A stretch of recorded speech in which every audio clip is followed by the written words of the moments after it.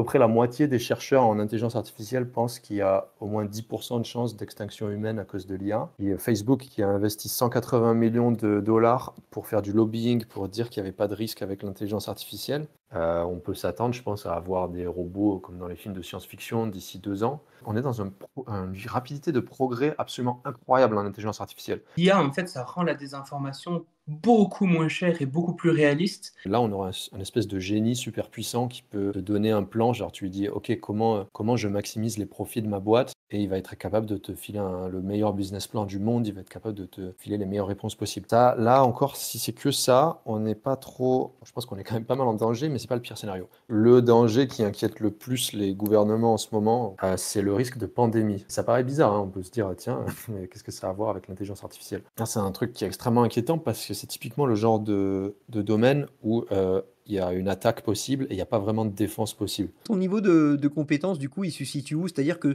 par exemple, toi, tu es capable de lancer une IA contre ma chaîne YouTube et de me la pirater, par exemple, ou pas? Quand le patron de Netflix dit qu'ils sont en concurrence avec notre sommeil, bah aujourd'hui on voit concrètement les impacts sur le sommeil des gens qui diminuent d'année en année avec des conséquences sur la santé extrêmement graves. Il a vraiment dit ça, le mec de Netflix, là? Ouais, tout à fait. Il a dit que son principal concurrent c'était le sommeil. Le Quand champion. Bon alors calmez-vous, j'ai récemment réalisé un entretien en compagnie de 2 experts en intelligence artificielle. Le futurologue, qui lui vulgarise sur sa chaîne YouTube tout ce qui se rapproche de près ou de loin à l'IA et à la technologie en général, et il fait aussi des interviews de qualité avec des experts, notamment celle-ci, dans laquelle il a reçu Lee de la chaîne Science for All. Le deuxième c'est Maxime, un expert en IA qui a bossé dans le domaine durant plusieurs années. Le mec sait de quoi il parle. Bref, ces deux-là ont une association qui se nomme Pause IA, et en gros ils luttent pour qu'on ralentisse, voire même mettre en pause les recherches sur de nouvelles intelligences artificielles, histoire d'y voir un peu plus clair. Parce que oui, selon les experts du domaine, ça va trop vite, beaucoup trop vite. Je me permets d'ailleurs une petite citation disponible sur leur site internet pour bien que vous compreniez. Selon la majorité des experts, le développement rapide de l'intelligence artificielle présente un danger catastrophique pour l'humanité à très court terme, au potentiel plus dévastateur que la bombe atomique. Alors, même si je suis d'accord, ce genre de phrase peut paraître peut-être trop alarmante, en mode la fin du monde. Je suis d'accord, ça fait un peu penser à ça, mais bon, vous allez voir que ce genre de phrase n'est peut-être pas aussi éloigné de la réalité qu'il n'y paraît. Bref, pour ceux que ça intéresse, j'ai mis tous les liens dans la description sous la vidéo, site internet, chaîne YouTube, Discord, pour ceux qui veulent aller plus loin. Je tiens aussi à remercier Matt, comme d'habitude, de la chaîne Geek Concept, vous commencez à le connaître celui-là, qui était aussi présent sur le live et qui a eu la gentillesse d'enregistrer l'entretien. Bref, mettez vos écouteurs, faites votre ménage ou votre sport ou n'importe quoi d'autre, c'est parti pour 1h30 sur l'IA et les risques inhérents à ce genre de technologie qui évolue à vitesse grand V sans que personne ne s'en rende compte. Allez, c'est parti! Bonjour, bonsoir, on est ce soir avec le futurologue et Maxime de Posia. Bonsoir messieurs. Bonsoir. Et salut. Et moi aussi, je suis là d'ailleurs, mais bon. Et Jordan X, mais ça va de soi. Du coup, donc est-ce que vous pouvez vous présenter, Sheyman et Maxime, pour savoir un peu qui vous êtes, quels sont vos domaines d'expertise, tout ça, tout ça. Du coup, je suis youtubeur et intervieweur. Je fais des podcasts et des vidéos sur, grosso modo, tout ce qui touche à l'intelligence artificielle, les impacts sociétaux de l'intelligence artificielle et particulièrement les risques. Et puis, depuis quelques mois maintenant, je suis bénévole pour une association qui s'appelle Posia, dont Maxime est le cofondateur. Ok. Et c'est quoi du coup cette association, précisément? Ouais, Posia, c'est la branche française d'une association qui s'appelle Pause AI, qui a été créée aux Pays-Bas l'année dernière et qui demande à mettre en pause le développement des systèmes d'intelligence artificielle les plus dangereux jusqu'à ce qu'on arrive à les comprendre et les contrôler. Ah oui, carrément mettre en pause, quoi. C'est ça, ouais. Et qu'est-ce que tu appelles dangereux? Enfin, t'as un exemple d'IA qui pourrait être dangereuse, qui est accessible au grand public? Alors, donc en gros, c'est un sujet un peu compliqué, mais les IA qu'on est en train de développer actuellement, il faut comprendre qu'on est en train d'essayer de créer ce qu'on appelle des intelligences artificielles générales ou des super-intelligences, c'est-à-dire des systèmes qui sont aussi compétents que l'être humain dans toutes les disciplines imaginables. Donc un seul système qui soit capable de faire tout ce qu'un humain peut faire mieux qu'un humain. Donc ça, c'est le but explicite des boîtes telles que OpenAI, DeepMind, donc toutes les plus grosses boîtes d'IA. OpenAI, c'est la boîte qui produit ChatGPT. Et depuis 2017 environ, on a trouvé un modèle qui marche bien il n'y a plus vraiment besoin de faire beaucoup de recherches, il suffit juste de créer des modèles plus gros. Et ce système, c'est un énorme cerveau artificiel avec des réseaux de neurones artificiels. Plus c'est gros, plus c'est intelligent. Avec les projections actuelles, on pense qu'on devrait arriver au niveau humain d'ici 2 à 3 ans. Et le problème, c'est que quand on commence à réfléchir à ce qui se passe quand ces modèles deviennent très intelligents et deviennent meilleurs que les humains dans toutes les tâches possibles, et ben, il y a plein de problèmes qui apparaissent. Par exemple, qu'est-ce qui se passe si un modèle devient bien meilleur qu'un humain pour faire du piratage informatique ou pour créer un virus mortel pour les humains? Donc, il y a toutes ces problématiques qui commencent à émerger. Il y a donc des problématiques d'utilisation malveillante par des individus. Et tout au bout, si on arrive vraiment à créer un système autonome plus intelligent que les humains, il y a le problème assez classique dans les films de science-fiction de ah mince, on a créé quelque chose de plus intelligent que nous. Qu'est-ce qui se passe pour nous? Ok. Et alors, du coup, j'imagine que vous avez un site internet, quelque chose que je puisse mettre en lien, moi, après, sous la vidéo, que les gens peuvent, ou des pages YouTube. Toi, Shayman, je sais, mais Maxime, est-ce que tu as un site précis? Est-ce que tu as une chaîne YouTube, Ouais. quelque chose? Et surtout, toi, quelles sont tes compétences? Quel est ton domaine précis de prédilection et ton niveau d'études? Est-ce que ça a en rapport avec ce que tu fais dans ta vie de tous les jours ou pas? Ouais, bien sûr. Donc on a un site web, posia.fr, j'ai envoyé le lien là dans le chat. Et du coup, moi j'ai bossé en donc, ce qu'on appelle intelligence artificielle maintenant. Avant, on n'osait pas utiliser ce mot parce que c'était encore un peu trop lointain. Du coup, on disait machine learning ou deep learning. Depuis 2011 environ, je bosse là-dedans. Donc j'ai bossé en machine learning pendant 3 ans. Ensuite, je me suis spécialisé en deep learning, donc en réseau de neurones artificiels, jusqu'en mi-2022, où là j'étais Head of Data Science pour une boîte américaine qui est assez réputée. On embauchait des gens de chez DeepMind qui s'appelle Two Sigma.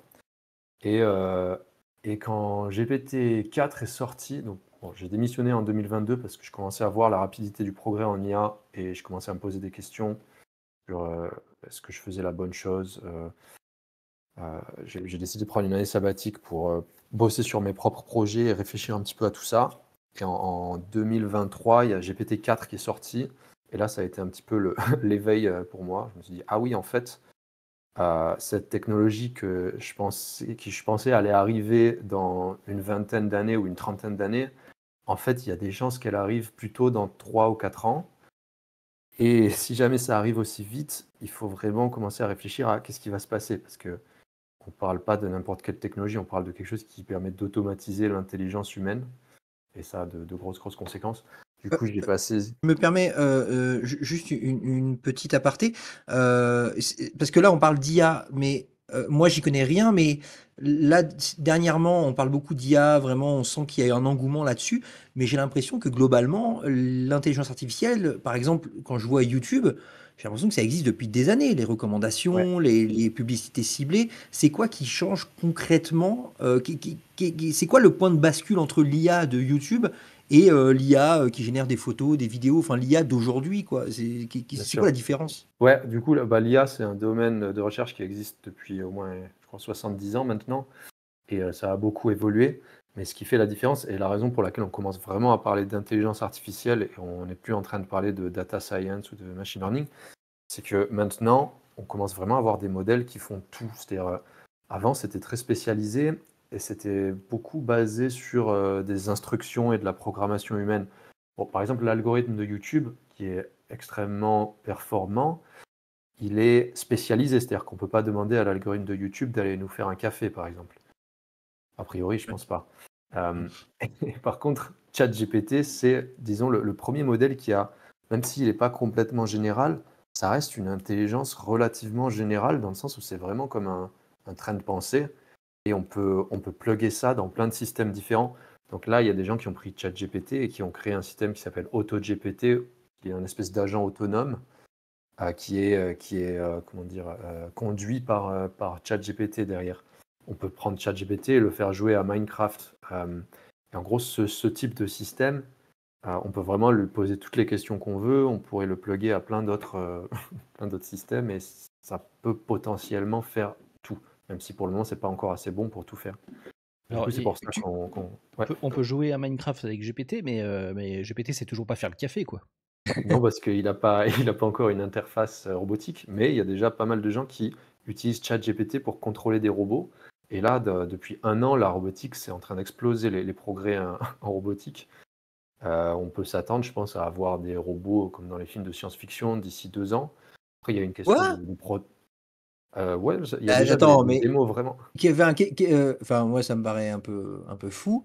Et qu'est-ce qui te fait dire que, parce que moi, je pense à iRobot, par exemple, je sais pas si t'as vu le film, mais qu'est-ce qui te fait dire que dans 2 3 ans, on aura des trucs comme ça, tu vois? Enfin, je Il comprends faut pas. regarder les démos qui existent déjà. Donc, il y a le robot qui s'appelle Figure One, qui est vraiment déjà super impressionnant, qui peut faire la vaisselle, qui peut faire des trucs comme ça.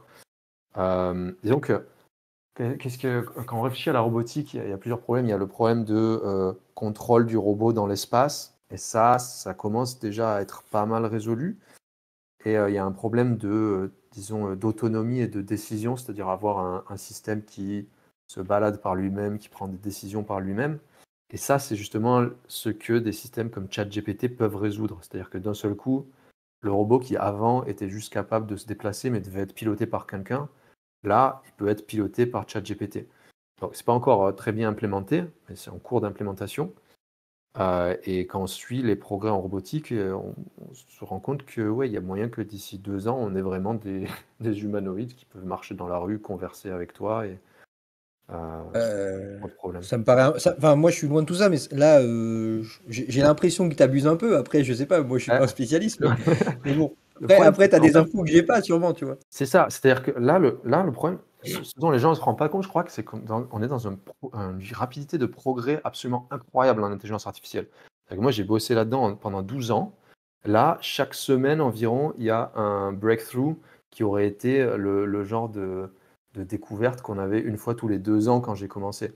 Donc, même pour moi, pour arriver à suivre ce qui se passe, c'est compliqué. Alors, les gens qui regardent pas ce qui se passe, bah non, évidemment. C'est-à-dire que la robotique, il y a encore un an, j'aurais jamais dit tout ce que je suis en train de dire là tout de suite. Je parle de progrès qui viennent d'arriver dans les derniers 6 mois. Oui, d'accord. Et là, moi, je suis désolé, mes questions sont peut-être un peu idiotes, mais vraiment, moi, je débarque. Effectivement, on voit plein d'IA qui génèrent des photos, des images, des vidéos, du texte. Et par contre, je m'étonne que les IA ne sont pas encore implémentées dans les Tesla, par exemple. Est-ce qu'il y a une raison à ça? Et Mm. pourquoi? Est-ce que c'est d'un point de vue éthique, technologique ou pas? Ou dans les Google C'est un Home ou dans pro- les Siri, pour l'instant, c'est Ouais, toujours pas le cas, quoi. ouais, Quand tu parles à ton Google ouais. Home, c'est complètement débile par rapport à un GPT, c'est dingue. Ouais, c'est un problème d'implémentation. En fait, l'industrie du software, un système comme l'assistant Google, ça paraît assez bête quand on l'utilise, mais le problème, c'est que c'est utilisé par tellement de gens que pour faire une mise à jour, ça doit être un bordel monstre. Pour avoir travaillé dans des boîtes de tech assez petites, déjà, pour faire des changements dans du code qui est utilisé par beaucoup de gens, c'était compliqué. Mais alors là, pour changer un système comme ça, bah, le problème, c'est vraiment un problème d'implémentation. C'est-à-dire que la technologie, elle est là, enfin, le système, en théorie, il est là, mais alors juste pour l'implémenter, ça va leur prendre au moins un an. Et ils sont en train, je suis sûr qu'ils travaillent d'arrache-pied là-dessus. Et pour les Tesla, pareil, enfin, c'est le genre de système où ils peuvent pas progresser ultra rapidement en termes d'implémentation quand il y a une nouvelle technologie qui arrive. Et pour des Après, raisons de sécurité, j'imagine. et oui, encore plus oui, pour une Tesla. Après, c'est marrant, on ne se rend pas compte que les voitures autonomes, elles existent. Et j'ai l'impression qu'il y a peu de gens qui en sont conscients maintenant qu'il y a Waymo qui maintenant opère des voitures de partout en Californie, complètement automatiquement. C'est passé un peu inaperçu. Complètement Euh, automatiquement, dans toutes les situations. alors, je ne veux pas dire de bêtises, il faudrait regarder sur leur site web, mais c'est quand même assez impressionnant à quel point elles sont autonomes maintenant. Et c'est genre pour des particuliers ou pour, pareil, genre des trucs de taxi ou des trucs comme ça? J'aurais pas dû m'engager dans cette ligne de conversation que je maîtrise pas. On mettra un petit insert, on dira, Ouais. on verra. On Mais fera des ouais, enfin après, recherches. ouais, on fera des recherches, je me permets de dévier un tout petit peu. Au début, tu parlais de danger. Alors, je sais pas si Maxime ou Shayman peut répondre, peut-être les deux. Mais en tant que novice, j'arrive pas vraiment à percevoir de danger. Effectivement, je trouve ça très impressionnant. Et aussi, bien sûr, ça va mettre à mal pas mal de métiers. Ça, je l'ai bien compris, c'est clair, c'est net. Mais danger au niveau de l'humanité ou je sais pas quoi, c'est vrai, je vois beaucoup de gens parler de ça, mais concrètement, qu'est-ce qui vous fait peur en fait? On peut déjà commencer avec le danger qui inquiète le plus les gouvernements en ce moment, au point où je pense qu'il y a des gens qui sont en train de s'arracher les cheveux aux États-Unis dans les bureaux de National Security, c'est le risque de pandémie, donc comme le Covid. Et ça paraît bizarre, hein, on peut se dire, tiens, mais qu'est-ce que ça a à voir avec l'intelligence artificielle? Ce qu'il faut savoir, c'est que pour synthétiser des virus de nos jours, on a la technologie, genre physiquement créer un virus, on sait faire.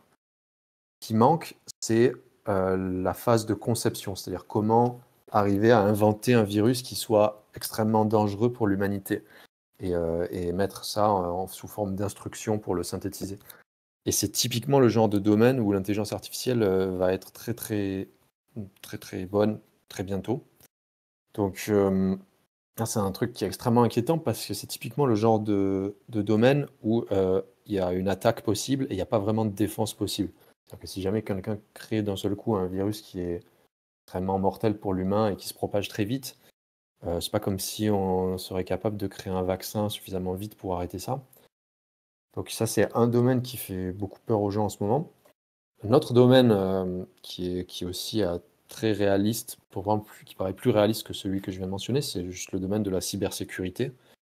Donc là, c'est probable que quand GPT-5 sort, j'aurais du mal à mettre une probabilité exacte dessus, mais je dirais peut-être 20% de chance qu'il soit déjà meilleur en piratage informatique que le meilleur humain qui existe. Si Ah jamais ouais, c'est le Ah cas, ouais. à ce point-là, non on mais est mal. sérieux. Mais ouais, mais comment tu peux juger ça quoi? Bah, 1% tu que regardes le GPT-5. progrès, en fait. Ouais, il y a plusieurs façons de faire. Déjà, il y a un papier de recherche qui est sorti en 2020 et qui est probablement un des papiers de recherche les plus importants au monde maintenant, qui s'appelle les lois d'échelle. Et en fait, c'est des chercheurs chez OpenAI qui se sont rendus compte qu'ils pouvaient prédire les capacités des modèles d'IA juste à partir de la taille du modèle, de la quantité de données qu'il a ingérées et de la puissance de calcul. Et en fait, depuis 2020, cette loi est confirmée systématiquement. À chaque fois qu'il y a un nouveau modèle d'IA qui sort, bah, tu peux regarder, puissance de calcul, c'était ça, et voilà, les capacités, c'est ça. Donc là, en ce moment, il y a des gens qui font de la recherche, qui essayent d'améliorer un petit peu les algorithmes, etc. Mais globalement, la stratégie, c'est juste, on fait des modèles plus gros, donc on crée des cerveaux artificiels plus gros, et le truc est meilleur.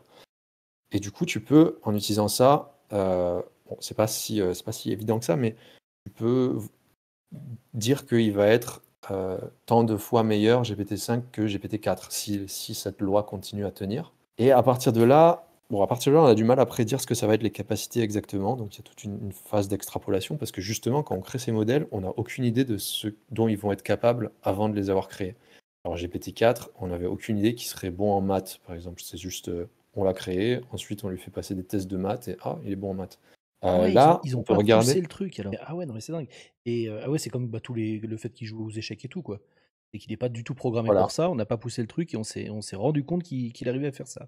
Et aujourd'hui, c'est on s'est ça. rendu Depuis compte qu'il 2020, arrivait c'est à faire ça. des maths quoi. En 2020, quand il y a GPT-2 qui est sorti, il y a quelqu'un sur Twitter. Donc à la base, c'était juste un modèle qui était censé prédire le prochain mot dans une phrase, hein. C'était genre juste un truc pour générer du texte qui a l'air d'être créé par un humain. Et après qu'il ait sorti le modèle, il y a un mec qui s'est rendu compte sur Twitter qu'il pouvait demander à ce modèle de créer un site web et le modèle était capable de lui sortir le code du site web et de même mettre des fonctions à JavaScript dedans qui marchaient, etc. Et c'est comme ça qu'on s'est rendu compte que ces modèles pouvaient faire de la programmation. Mais c'est pas comme si on les avait conçus pour ça. Ah ouais, c'est genre un accident, quoi. Complètement par accident. Et on appelle ça des capacités émergentes maintenant. Donc on dit que les capacités de ces modèles, elles sont émergentes. Et du coup, on peut regarder. Donc il y a des benchmarks, c'est-à-dire on fait comment on essaie de quantifier leurs compétences. On fait des énormes listes de tâches que ces modèles peuvent faire. Par exemple, il va y avoir une tâche, ça va être être capable de programmer un site web.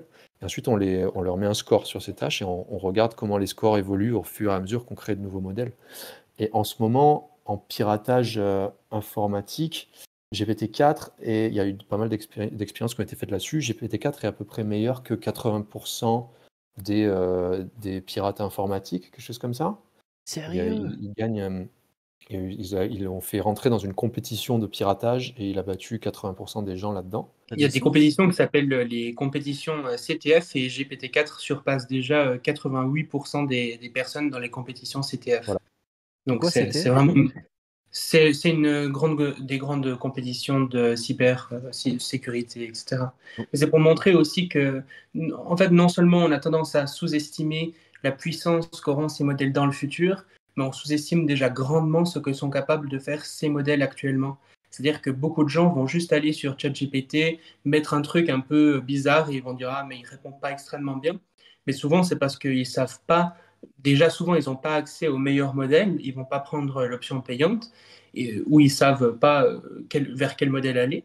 Et puis une fois qu'ils ont ça, bah, souvent ils vont faire ce qu'on appelle des prompts, donc ce qu'on va écrire au modèle, qui sont vraiment pas optimisés et qui permettent pas d'avoir les meilleurs résultats. Ce qui fait que les gens ont vraiment tendance à sous-estimer les capacités déjà actuelles de ces modèles, qui sont déjà extrêmement impressionnantes et qui permettent déjà d'automatiser certains métiers. Et donc moi Je, je je- paye GPT-4 donc dès aujourd'hui je peux lui demander de pirater quelqu'un alors. Alors, c'est pas si facile que ça parce qu'ils ont fait en sorte que je puisse pas faire ça. Ah dommage. Donc, ils ont rajouté des garde-fous. Donc, si tu lui Oui. demandes ça, il va te dire non, hein. Mais Mais non, non, non, j'ai vu des gens justement, ils ont dit ouais, effectivement, tu peux pas, mais par contre, si tu lui dis que tu es dans une pièce de théâtre et que tout ça c'est imaginaire, à ChatGPT, et qu'après, dans le cadre de la pièce de théâtre, tu lui demandes d'aller pirater un compte, et ben là il le fait. Enfin, en gros, tu vois, je schématise, mais en gros, voilà. Bah, après, il y a dû y avoir d'autres mises à jour entre temps, mais j'avais vu cette info-là et je trouvais ça rigolo de contourner le système en faisant croire à ChatGPT que c'est pour une pièce de théâtre, t'inquiète pas, tout ça, tout ça. Une pièce de théâtre avec des injections SQL, ça va être super palpitant ça. Non, mais t'as compris le truc, Oui, quoi. j'ai compris. Ouais, c'est du jailbreak qu'on appelle ça, c'est ça? C'est ça, ouais, c'est encore un gros problème de ces modèles, c'est que pour le moment, on n'a aucune solution systématique contre les jailbreaks. Donc, il existe, on peut jailbreaker GPT-4. Bon, c'est un peu compliqué à faire, il faut s'y connaître. Mais il y a même des gens qui ont créé des systèmes pour automatiquement jailbreaker les LLM qui génèrent une phrase qui a l'air complètement random avec des caractères aléatoires, etc. Tu mets ça au début de ton texte et ensuite l'instruction d'après, il va le faire. C'est un peu comme si ça lui fait Et, disjoncter. et toi, ton niveau de compétence, du coup, il se situe où? C'est-à-dire que, par exemple, toi, tu es capable de lancer une IA contre ma chaîne YouTube et de me la pirater, par exemple, ou pas?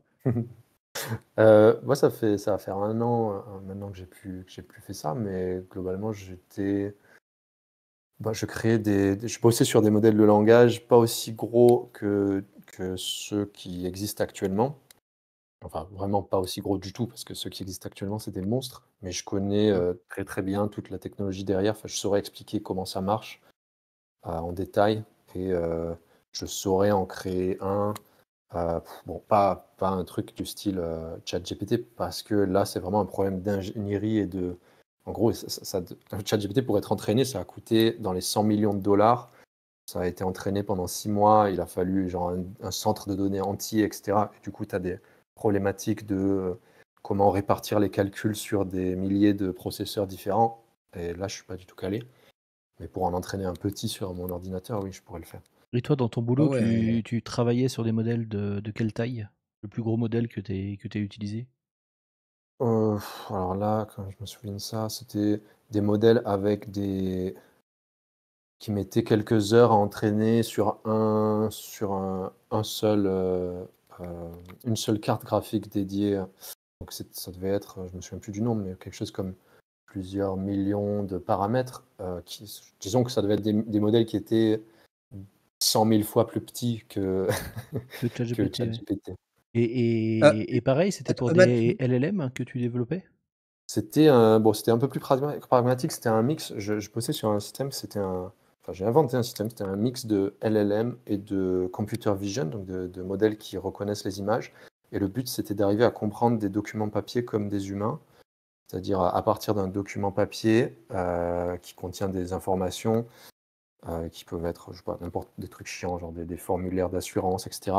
Être capable de lui poser des questions et d'extraire toute l'information comme si c'était un humain qui lisait le document. c'est vraiment un truc de ouf, quoi. Enfin, après, enfin, Je comprends, ouais, c'est impressionnant, mais pour revenir rapidement au piratage d'un compte, peu importe lequel, j'ai du mal à. Peut-être tu vas m'expliquer un peu plus dans le détail, mais par exemple, pour moi, ma chaîne YouTube, à chaque fois que je me connecte même sur mon ordi perso, même sur mon téléphone, n'importe où, j'ai toujours deux authentifications, c'est-à-dire mon adresse mail, et ensuite ça m'envoie un SMS comme quoi, attention, quelqu'un a essayé de se connecter, est-ce que c'est vous?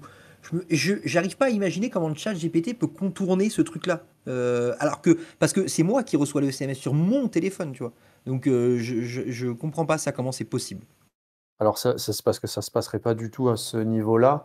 Donc bon, en gros les piratages, je suis pas un expert au fait en cybersécurité ou en piratage, mais en piratage il y a ce qu'on appelle les zero days vulnerabilities, les one day vulnerabilities. En gros tout le software, tous les logiciels qu'on utilise, il peut avoir des failles qui sont de bas niveau dans le code. Donc si tu as accès au code, par exemple si les systèmes que tu utilises sont en open source, tu peux aller lire tout le code et puis peut-être tu te rends compte, en fait là, il y a une fonction qui a un petit problème qui fait que si jamais j'envoie des signaux un peu bizarres au logiciel qui sont pas habituels, je vais pouvoir manipuler cette fonction et peut-être injecter du code dans le système. Et tout ça, ça se passerait ça se passerait pas directement. Ce serait pas quelqu'un qui essaye directement d'attaquer ton compte. Ce serait peut-être quelqu'un qui se rend compte qu'il y a une faille dans la façon dont Google a implémenté un de ses systèmes et qui du coup obtient accès à une machine chez Google. Ensuite, à Oui. partir de là, obtient accès à d'autres trucs, etc. Donc c'est plutôt comme ça que ça marche. Ouais, et puis au final, il aura accès à toute une liste de mots de passe, d'adresses mail, de trucs comme ça, pas forcément directement la mienne, quoi. Enfin, Ça pourrait être c'est, comme ça. ouais, ok, d'accord. Après, il y a Ok. un truc qui est très très lié, c'est le risque de persuasion de ces modèles. Et en gros, ça commence à être vachement utilisé pour faire des attaques de type phishing, etc. Parce que, en fait, c'est déjà meilleur que la plupart des gens qui font du phishing. Bon, pour ceux qui ne sont pas familiers, les attaques de phishing, c'est quand quand tu as le roi du Nigeria qui t'envoie un email pour te dire j'ai été capturé par mon rival, mais si tu m'envoies 1000 euros, je serai sauvé et je t'enverrai la moitié de ma fortune. Bon. Ouais. C'est une attaque pas très sophistiquée. Maintenant, quand tu vas recevoir un email de ta mère qui écrit exactement de la même façon qu'elle écrit, pour te dire un truc qui contient des données peut-être assez paraissent un peu personnelles sur elle, qui te demande quelque chose, ça va commencer à faire bizarre. Et en gros, ces modèles, ils commencent à être meilleurs que les humains pour persuader des gens. Donc là encore, un papier de recherche pas très connu a montré que les GPT-4 étaient déjà meilleurs que 80% des humains pour persuader quelqu'un. Ouais, carrément. Ouais, et à partir du moment où ils deviennent meilleurs que 100% des humains, c'est-à-dire que il y a des humains qui sont très très très bons pour persuader les gens. Genre, on peut penser à peut-être Jésus-Christ, le Bouddha, enfin les prophètes, les gourous, etc. Il y a des gens qui sont vraiment vraiment très bons. À partir du moment où on va avoir des espèces d'intelligence artificielle qui sont aussi bons que les meilleurs humains pour persuader les gens, il risque de se passer des choses bizarres. Il y aura des religions pro-IA. Mais grave. Ça m'étonnerait Ouais, pas. c'est ce que je pensais. Je fais une petite aparté, ouais, concernant le phishing. Je me souviens, j'avais reçu un mail de Bill Gates qui voulait partager sa fortune et bon, j'avais 18 ans, mais du coup, j'ai répondu et j'ai transféré le mail à tous mes amis, comme ils me le demandaient. Bien entendu, j'ai jamais touché un centime.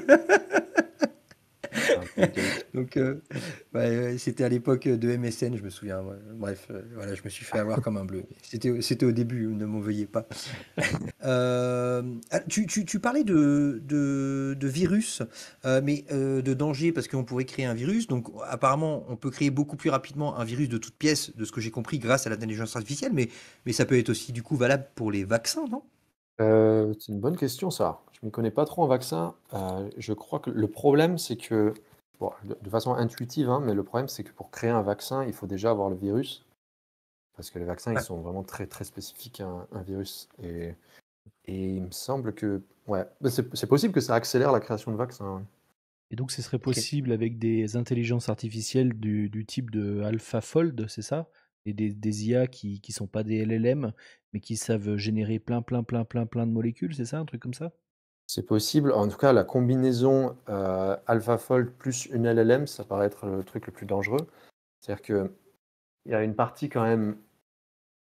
Ouais, je sais pas trop si AlphaFold serait capable de créer un virus mortel. A priori, non, parce qu'ils ont quand même réfléchi avant de le faire sortir. Peut-être que la prochaine itération de AlphaFold serait déjà dangereuse, mais d'une manière générale, un modèle qui commence à comprendre de mieux en mieux la biologie, ça paraît dangereux, parce que ça permet d'inventer En gros, si on a des modèles qui permettent d'inventer de nouveaux médicaments, a priori, le revers de la médaille existe aussi, c'est-à-dire qu'on a aussi des modèles qui permettent d'inventer de nouveaux virus. Je me trompe peut-être, mais j'ai l'impression, moi j'écoute pas mal des conférences de Julien Bobroff sur la mécanique quantique, tout ça, et il y a un moment où il parle d'ordinateur quantique, et il disait, oui, avec un ordinateur quantique, on pourrait créer plein de molécules très rapidement, et des nouveaux médicaments très rapidement, et j'ai l'impression qu'avec, peut-être que je dis une connerie, hein, mais j'ai l'impression qu'avec l'arrivée de l'intelligence artificielle telle que vous la décrivez, en fait, on a même plus besoin d'ordinateurs quantiques pour accélérer la vitesse de calcul et créer des nouveaux médicaments, des choses comme ça, ou je me trompe? Alors, j'y connais pas grand-chose en ordinateur quantique. De mon point de vue, les ordinateurs quantiques, c'est vraiment... Ça permet d'ouvrir les portes à de nouveaux algorithmes qui sont plus efficaces. Mais là, on est plutôt dans un domaine qui est plus de bas niveau et précis. C'est-à-dire qu'on a prenons l'exemple d'un algorithme simple, un algorithme de tri. Genre, tu as une liste de chiffres et il faut les mettre dans l'ordre le plus rapidement possible. Bon, je pense pas qu'il y ait un algorithme quantique qui permette de faire ça plus rapidement, mais peut-être, imaginons, tu as un ordinateur quantique, peut-être que là où cette opération te prenait genre une nanoseconde par élément dans la liste, là d'un seul coup tu passes à 0,01 nanoseconde par élément dans la liste. Bon, c'est pas exactement comme ça que ça marcherait, mais en gros, on parle vraiment d'optimiser des opérations de bas niveau, alors qu'avec l'intelligence artificielle telle qu'on la crée en ce moment, on est plutôt sur... on regarde même pas combien ça coûte en fait en termes de puissance de calcul, on crée juste des centres de données immenses et on obtient des systèmes qui peuvent faire des choses qui ne pouvaient juste pas être faites par des ordinateurs jusqu'à présent en termes de niveau de compétence et d'intelligence. Et Je pense que ouais, c'est un paradigme un peu différent. ouais, exactement, oui, j'ai l'impression que, enfin, de la manière dont tu le décris, j'ai l'impression qu'en fait, l'intelligence artificielle, ils imbriquent des milliers de cerveaux, des milliers d'ordinateurs les uns avec les autres, et du coup, ça augmente ses capacités au fur et à mesure. J'ai l'impression que c'est ça. Et du coup, j'ai l'impression que ça rend cette histoire d'ordinateur quantique pratiquement obsolète, quoi. Parce que au final, si on arrive à créer des virus, à créer des nouveaux médicaments aussi rapidement, bah voilà, on y est, quoi. On a plus besoin de mettre de l'argent pour un ordinateur quantique, vu que l'IA bah, fait déjà des choses complètement incroyables, démesurées, quoi. Enfin, Il y a, je sais pas. il y a certains cas d'utilisation de l'ordinateur quantique qui ne sont pas nécessairement faisables par IA. Une utilisation, typiquement, ça pourrait être de simuler la mécanique quantique, qui pourrait avoir des assez grosses implications sur les découvertes qu'on pourrait faire en physique. Ça, c'est des choses qui seraient vraiment spécifiques à l'ordinateur quantique et à moins qu'on ait vraiment une IA extrêmement avancée, c'est peu probable, en tout cas avec les modèles actuels, qu'on arrive à faire ce genre de choses. Et puis il y a aussi des problèmes mathématiques ou d'autres problèmes qui demanderaient en fait une puissance de calcul, même avec les choses qu'on a actuellement, qui est juste démesurée. Enfin, ça demanderait des millions d'années de calcul pour y arriver. Là où l'ordinateur quantique, pouvant faire toutes ces choses en parallèle, entre guillemets, pourrait arriver à résoudre ça beaucoup plus rapidement. Mais l'ordinateur quantique vient aussi avec d'immenses dangers, notamment dans ce qui concerne la cryptographie, c'est-à-dire que les ordinateurs quantiques sont grosso modo capables de détruire la quasi-totalité de la cryptographie aujourd'hui. Et d'ailleurs, déjà aujourd'hui, il y a des gens qui vont, par exemple, aller chercher des données chiffrées, et ils attendent patiemment que que des ordinateurs quantiques assez performants sortent pour ensuite déchiffrer ces données et puis pouvoir savoir ce qu'il y avait dedans, quoi. Et ce que j'en sais sur les ordinateurs quantiques, c'est que pour l'instant, il n'y en a pas vraiment de super bien fonctionnels. Et surtout, et comme disait Maxime, c'est une question d'algorithme, c'est ça, d'algorithme quantique qu'il faut tout redévelopper de A à Z. Ça n'a plus rien à voir avec l'informatique classique au niveau des portes logiques de mémoire. L'ordinateur quantique n'aura vraiment pas les mêmes utilisations que l'informatique classique. Il ne faut vraiment pas voir que demain, à la place de notre laptop classique, on aura un ordi quantique. Non, c'est vraiment pas du tout ça. Ça demande des conditions extrêmement particulières et ça va résoudre aussi des problèmes extrêmement particuliers et poser des problèmes extrêmement particuliers. C'est vraiment un autre champ de l'informatique, enfin, un autre type d'ordinateur. Ça ne va pas juste booster les performances actuelles, quoi. Et puis ça avance pas Et aussi vite que l'intelligence artificielle, quoi. oui, ouais, c'est surtout ça, oui, exactement. Là, vous décrivez quand même un futur assez incertain, j'ai l'impression. Mais globalement, en France, en tout cas, j'ai l'impression que c'est un problème qui est au moins aussi important que le réchauffement climatique. Et pourtant, en France, les politiques, personne n'en parle, les médias, personne n'en parle. Est-ce que je me fais un peu l'avocat du diable, mais est-ce que c'est pas vous qui en rajoutez un petit Non, non, peu? ouais. Vous n'êtes pas un peu les anti-nucléaires des années 70 quand c'est arrivé, quoi. Enfin, en gros. Et il y a une très bonne raison pour auquel on n'en parle pas en France, et la France est vraiment à l'écart du reste du monde sur ce sujet. Enfin, du reste du monde qui s'intéresse à l'IA, parce que c'est pas tous les pays, mais en gros, en France, on a Yann Lequin, qui est le VP Scientist, comment dire, chef scientifique chez Facebook, qui a reçu un prix Turing pour ses travaux sur les réseaux de neurones. C'est l'équivalent du prix Nobel un peu en informatique. Et du coup, qui est évangéliste pour Facebook. Donc, il décrit son poste comme responsable de la stratégie et évangélisme externe sur l'intelligence artificielle. Et en gros, lui, son message, c'est il n'y a pas de risque, il faut foncer. Donc lui, il parle directement à Macron. Il est dans la commission de l'intelligence artificielle française qui décide de la stratégie en IA. Il est chevalier de la Légion d'honneur. Il est une des 100 personnes les plus influentes en IA d'après le magazine Time. Bref, il a une influence immense et il est en déni complet des risques, sachant que les deux autres personnes qui ont reçu le prix Turing en même temps que lui, Yoshua Bengio et Geoffrey Hinton, qui de mon point de vue sont bien meilleurs que lui, bon, ça me regarde. Geoffrey Hinton pense qu'il y a 50% de chances d'extinction humaine à cause de l'IA. Yoshua Bengio, je crois qu'il est autour de 25% de chances. Geoffrey Hinton, il a démissionné de son poste de Chief Scientist chez Google pour partir faire une campagne médiatique pour soulever l'alarme sur ce problème. Yoshua Bengio, il est aussi en mode campagne médiatique, il va de partout pour dire attention, il y a un danger de fou. À peu près la moitié des chercheurs en intelligence artificielle pensent qu'il y a au moins 10% de chances d'extinction humaine à cause de l'IA. Mais en France, on a Yann Lequin qui a un peu pris le contrôle de tout le discours.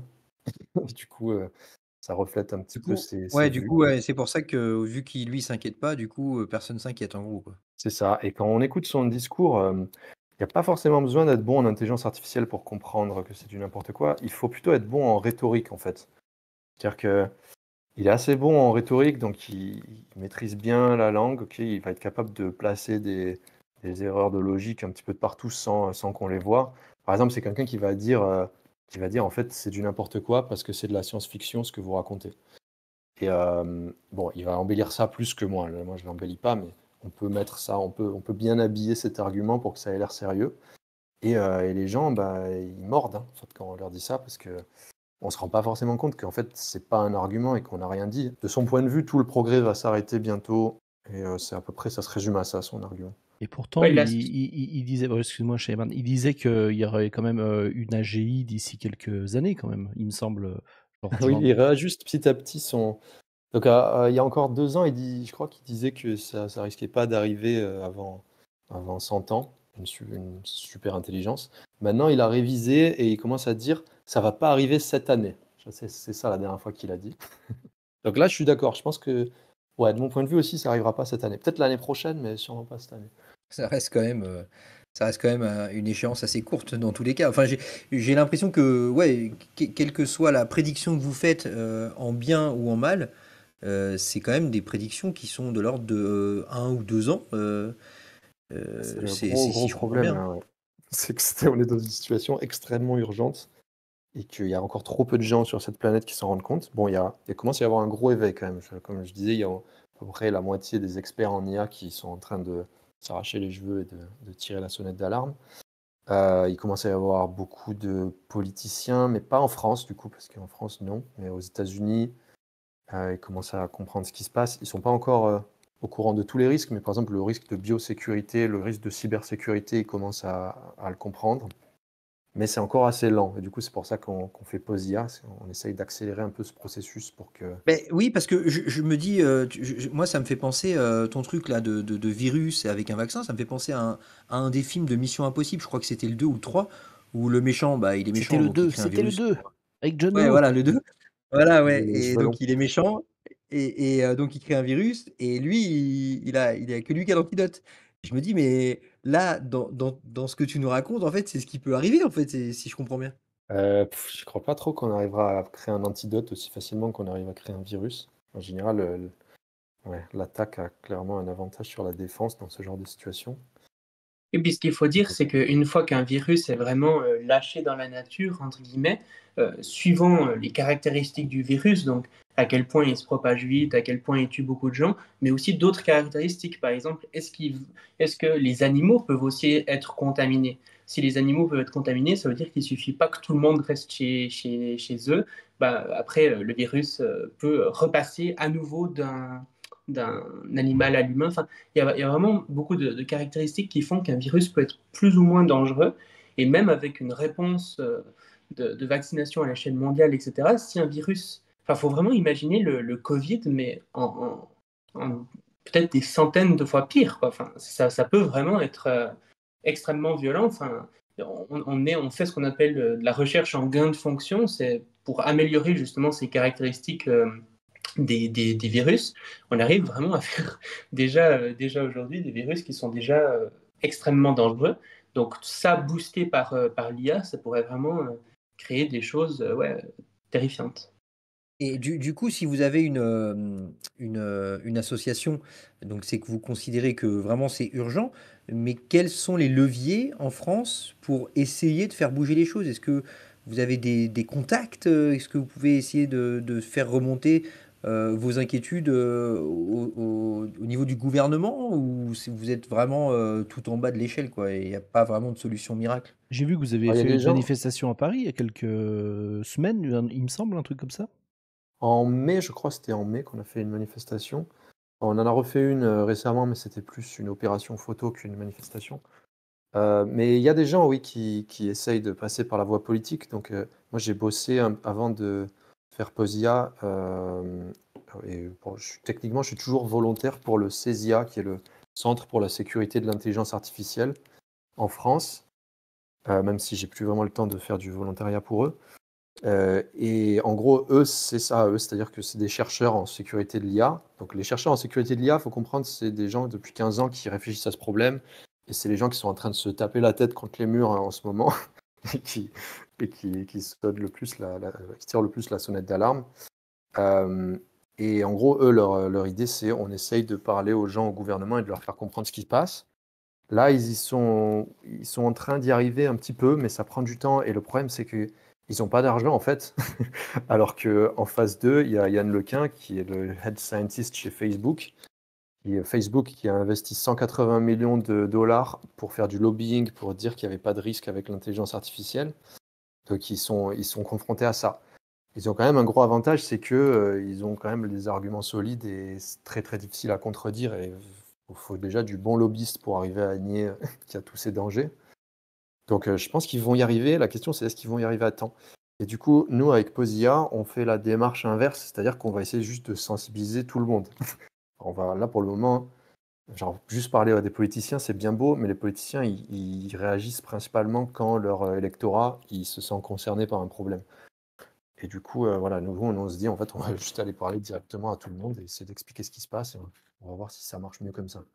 Et il Et y a vraiment une concrètement, nécessité de faire de l'intelligence artificielle une sorte de grande cause nationale, que les gens en parlent dans les médias, que ça devienne un sujet de préoccupation lors des dîners de famille. Enfin, c'est vraiment ça qu'il faudrait, quoi. Parce que là, en fait, la- la quantité d'attention qu'on porte au sujet par rapport à la gravité potentielle des conséquences, le gouffre qu'il y a entre les deux est vraiment démesuré, quoi. Donc, informer le grand public sur ces sujets semble vraiment extrêmement important. Et si je peux me permettre, messieurs, il y a un truc que je comprends pas trop, c'est que on parle les prix Turing là, ils parlent de risque existentiel, genre la suppression de l'humanité. Vous me dites si je me trompe, mais une chance sur, enfin 10% de chance ou 25% de chance. Il y a aussi la problématique de l'intelligence générale, qui est pas forcément un risque existentiel.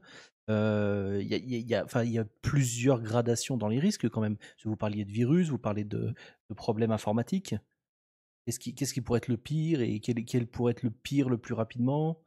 Qu'est-ce qui pourrait arriver d'ici un ou 2 ans si on a une AGI? Concrètement, qu'est-ce qui pourrait se passer? Alors là, si là, demain, on a une intelligence artificielle générale, il y a plusieurs scénarios possibles.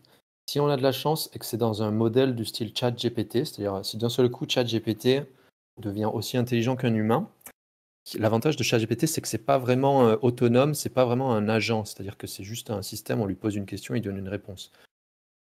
Donc là, on aurait vraiment un risque d'utilisation malveillante, c'est-à-dire que là, on aurait un espèce de génie super puissant qui peut te donner un plan, genre tu lui dis, OK, comment je maximise les profits de ma boîte, et il va être capable de te filer le meilleur business plan du monde, il va être capable de te filer les meilleures réponses possibles. Ça, là encore, si c'est que ça, on n'est pas trop. Bon, je pense qu'on est quand même pas mal en danger, mais c'est pas le pire scénario. Le pire scénario, c'est dès qu'on commence à avoir des agents autonomes. Donc des agents autonomes qui existent déjà en ce moment, mais qui marchent pas bien. Donc c'est les gens qui prennent ChatGPT et qui essayent de construire un truc autour pour avoir un espèce d'agent qui tourne en continu et qui utilise Internet et qui fait des trucs, etc. sur Internet. Là, si on a un de ces systèmes qui est plus intelligent qu'un humain, a priori, on est très très mal. Parce que s'il est plus intelligent pour toutes les tâches qu'un humain, il sera meilleur en persuasion, en cyberattaque, tous ces trucs dont on a parlé. Donc là, selon le but que la personne qui l'a créé lui donne, il pourrait se passer beaucoup de choses très dramatiques. Et Typiquement, ce que tout le monde va faire, c'est demander à maximiser le profit, genre augmente l'argent dans mon porte-monnaie. Ok. mais Là, demain, ouais. si GPT-5 sort et qu'on a des auto-GPT qui marchent super bien, qui sont super puissants et tout, et qui sont très très problématiques, là, c'est pas comme Internet. On peut couper ChatGPT, OpenAI, ils peuvent être, enfin, il est centralisé chez OpenAI, donc c'est pas si problématique que ça parce qu'on peut pas dupliquer ChatGPT. C'est beaucoup trop lourd. Oui, heureusement, il y a ce levier d'action, c'est sûr. Ça, c'est cool. Mais le problème, c'est que à partir du moment où ce modèle existe, c'est déjà ouvert un peu la boîte de Pandore et il y a plein de risques qui peuvent se matérialiser. Tu as intérêt à avoir vraiment confiance en OpenAI et en le fait que c'est des gens gentils qui n'ont pas envie de prendre le contrôle du monde aussi à ce moment-là. Et tu leur as déjà donné une puissance incroyable. Et aussi, il faut savoir que les modèles à la ChatGPT, à peu près, disons, je crois que c'est autour de 1 an après que ChatGPT sorte, après qu'une nouvelle version sorte, il y a une nouvelle version qui sort en open source. En ce moment, c'est principalement grâce à Meta. Donc Meta, ils ont pour stratégie, on crée des modèles aussi intelligents que possible et on les met direct en open source. Du coup, là, à partir du moment où le modèle est en open source, là, pour le coup, tu n'as vraiment aucun moyen d'arrêter ça. Une fois qu'il existe, il est là, c'est tout. Et au niveau d'un point de vue politique, concrètement pour les élections, au niveau des informations, qu'est-ce que ça peut engendrer de pire, l'IA, d'ici 1 an ou 2 ou aux prochaines élections, je sais pas? Ah oui, le risque informationnel. Il y a des trucs super intéressants là-dessus. Par exemple, il y a un mec qui a fait une démo en ligne d'un bot qui appelle les gens. Enfin, bon, c'est une démo, donc il appelle pas vraiment les gens, mais on peut converser avec. Et c'est une voix de femme qui est super réaliste, qui marche bien, qui a pas trop de latence, etc. Donc tu penses que c'est un humain. Et en gros, elle est censée appeler des voteurs, des voteurs, désolé, c'est un anglicisme, Les des gens qui vont électeurs. voter, ouais, des électeurs. Et elle leur dit: Ah, je vous appelle pour vous informer que le bureau de vote il y a un problème, il y a beaucoup trop de monde au bureau de vote. Et du coup, ce qu'on va faire, c'est qu'on va étendre l'ouverture à demain matin. Donc voilà, on appelle les gens et on leur conseille de venir plutôt demain matin pour voter. Et bon, c'est une stratégie que tu pourrais faire en tant qu'humain, si tu veux, pour empêcher les gens d'aller voter. Mais sauf que ça te demanderait un sacré paquet d'appels et en pratique, c'est pas faisable. Mais dès que tu as une IA qui peut faire ça, tu peux automatiquement appeler genre voilà, des milliers de personnes et tu peux avoir un effet sur les élections. Bon, c'est juste une démonstration qu'un mec a fait en quelques jours pour montrer un effet potentiel. Mais globalement, dès que tu as des bots qui peuvent créer de l'information réaliste, alors là, en ce moment, combien il y a de pages sur Wikipédia qui sont en train d'être générées par des LLM et que personne ne va vérifier? Pas trop, mais tu peux imaginer facilement créer un site web qui donne des informations qui sont backées par des pages sur Wikipédia, qui renvoient à des faux profils sur LinkedIn, etc. Et tout ça a été créé en genre 5 secondes par une IA. Ouais, c'est aussi rapide que ça. C'est aussi rapide. Une fois que tu lui donnes les bons prompts, etc., c'est rapide. Pour le moment, c'est pas encore capable de créer un site web entier à partir de rien. Enfin, si, ça peut, mais ce ne sera pas de super bonne qualité. Mais voilà, le problème, c'est que ces trucs-là, dès que les modèles deviennent meilleurs, ça amplifie tous les problèmes. Et puis il y a qu'à voir à quelle vitesse GPT-4 arrive à prendre du texte. Il pond du texte plus rapidement que tu arrives à le lire, quoi. Ouais, c'est vrai, putain. Shayman, tu voulais rajouter un truc? Voilà, la grosse différence, c'est que l'IA, en fait, ça rend la désinformation beaucoup moins chère et beaucoup plus réaliste. Et du coup, il y a aussi un risque qu'on appelle les mute news. Donc, on entend beaucoup parler des fake news, des fausses informations. C'est des mute news, c'est-à-dire des sujets dont on ne va pas parler parce qu'on va juste inonder le web avec des fausses polémiques, faire croire qu'il y a des problèmes alors qu'il n'y en a pas. C'est beaucoup ça qui est utilisé aujourd'hui parmi les personnes qui souhaitent sciemment désinformer les gens. Faire en sorte de créer des choses qui n'existent pas avec des bots qui font comme si c'était des personnes qui débattaient sur Twitter alors que ce sont des robots. Il y a vraiment beaucoup ce phénomène. Et un autre phénomène aussi, c'est celui des deepfakes. Par exemple, il y a un candidat de gauche aux législatives slovaques qui a été victime d'un deepfake 48 heures avant le scrutin. Et c'est un deepfake en fait où on l'entendait conspirer avec une journaliste pour racheter des voix de certains électeurs et puis manipuler l'élection. Et il se trouve que c'est finalement du coup son concurrent de droite qui a été élu. Et en l'occurrence, les deux candidats étaient vraiment presque à égalité en termes de voix. Donc c'est fort probable que le deepfake ait eu un impact considérable sur le résultat d'une élection comme ça. Donc ça, c'est avec des technologies qu'on voit déjà aujourd'hui et qui ne sont pas encore utilisées à leur plein potentiel parce qu'il y a toute une étape d'implémentation. Donc on imagine à quoi ça pourrait ressembler avec les technologies qu'on est en train de développer actuellement. Puis surtout que, va essayer de dire au monde entier, non, non, en fait, c'était un deepfake ce que vous avez écouté. Comment tu le prouves, comment tu le justifies si ça épouse parfaitement la voix du mec, en fait. Ça me paraît dingue aussi, quoi. Oui, c'est ça. Souvent, les gens vont dire ah mais les journalistes vont pouvoir dire que c'est un deepfake et du coup il n'y aura pas de problème. Bah non, ça marche pas comme ça. C'est-à-dire que les gens n'ont plus confiance aux journalistes, n'ont plus confiance aux hommes politiques. Et lorsqu'on va dire ah mais ça c'est un deepfake, bah, les gens vont juste répondre ah mais voilà encore une manipulation du gouvernement, des journalistes pour nous induire en erreur. Enfin, on voit avec des phénomènes comme Donald Trump, comme Marine Le Pen, qu'on rentre dans une forme de post-vérité où les gens ne font plus confiance à personne, on ne sait plus à qui faire confiance, même la science, on remet en question ses résultats. Et donc, c'est fort probable que ça ait des impacts extrêmement profonds sur les prochaines élections. Et ce qu'il faut dire aussi, c'est qu'au-delà même des élections, les élections vont souvent se baser sur les sujets dont on parle. Quels sujets sont mis en avant dans l'espace public? Et aujourd'hui, c'est principalement des algorithmes qui décident ça. C'est les algorithmes de YouTube, c'est les algorithmes de X, c'est les algorithmes de Facebook qui décident concrètement quels sujets vont être mis en avant. Et donc la conséquence de ça, c'est que souvent, c'est des sujets où il va y avoir beaucoup de haine, parce que la haine, ça fait rester beaucoup en ligne. C'est des sujets spécifiques et d'autres, peut-être plus importants, comme par exemple le réchauffement climatique, vont devenir des sortes de mute news, justement. On en entend très peu parler par rapport à l'impact que ça peut avoir. Puis des sujets plus abstraits, justement, comme l'intelligence artificielle, là, c'est carrément un niveau supérieur. On n'en entend pas du tout parler. Et les algorithmes, ils sont quand même pour quelque chose. Et actuellement, ce paradigme informationnel dans lequel on vit est décidé par quelques grandes entreprises de la Silicon Valley, globalement. C'est quand même très inquiétant. Après, tu dis que oui, effectivement, c'est Facebook, c'est Google qui décident ce qu'on doit voir.